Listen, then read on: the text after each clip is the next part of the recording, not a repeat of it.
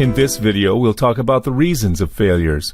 Letting anyone else judge our failures might never be as good as our assessment of our own efforts and our analysis of the results. This simply is because we learn best about ourselves as compared to anyone else. However, developing these self-learning habits does not have to be all about ourselves. We can also learn from the mistakes of others for our personal growth. Other than the 10 reasons people fail at goal setting, discussed in Chapter 1, the following are the 10 most common causes of failures that many of us have failed to address. 1. Disciplines and habits.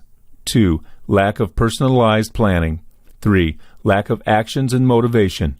4. Fear of failure. 5. Fear of rejection. 6. Accountability. 7. Lack of review of work and analysis of results. 8. Surrounded by negative vibes. 9. Too much focus on the goal itself. 10. Downplaying your achievements. First, we'll talk about the disciplines and habits. In order to secure our goals in a more comfortable and convincing manner, most of us practice certain disciplines to ensure consistency in our efforts. Once the difficulties in completing the other goals increase, aside from our knowledge and skills, we have to rely on the basic disciplines and experiences we have developed throughout the earlier stages of our projects on our goals. We are what we repeatedly do. Excellence, therefore, is not an act but a habit. Aristotle. 2. Lack of personalized planning. Did you know that goal setting simply is not always a detailed plan as to how every action should be executed? This common misconception meant that many people do not personalize their plans to suit themselves in many aspects. In many cases, excellent goal setters do not recognize the significance of personalizing a plan to achieve their goals. Instead of understanding how their abilities and knowledge can be utilized for the project in a well-planned way, they become poor at executing their plans which are not suitable for themselves. Asking for help or even forming a team with others who are experts at different skills and arranging tasks and targets which match the difficulties of their expertise might seem a better idea. 3. Lack of actions and motivation. Most of us presume that people who have set goals but do not make any attempts in achieving them as lazy. What we do not know is the fact that being lazy is human nature that most of us can overturn once we have found the meanings in our goals. Such meaning is being given higher value over the loss of comfort as motivated people strive to achieve their goals with these meanings. Lacking actions and motivation can also be the effects of the fear of failure and rejection as discussed in the following subchapters. 4. Fear of failure. As you have read stories of what successful people achieve in their businesses, you probably have also heard how many failed and went back to their office jobs. What influences your decision to start the business which you've spent months of research on is basically the risk of losing money over the long term. On top of that, there is also the psychological factor, which is the fear of being judged when facing our own failures. The fear that people, including our own families, will think negatively of our failures has often deterred most of us from using advanced goal-setting techniques to start our plans. Such mentality can hinder us from any actions towards our goals. Some consider the risk of losing too much in the future as not even worth the effort to set a goal. Surely there are others who are more than capable to achieve their goals but somehow lack the courage or confidence to set goals. 5. Fear of rejection.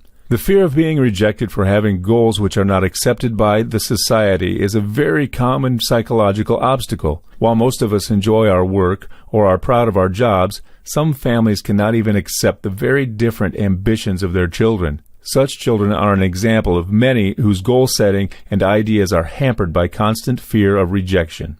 6. Accountability. While this is different from lacking motivation, being held accountable or responsible for your goals will not be a burden to you. In fact, trying to accomplish your goals creates a sense of responsibility, especially if you share the goals with other people.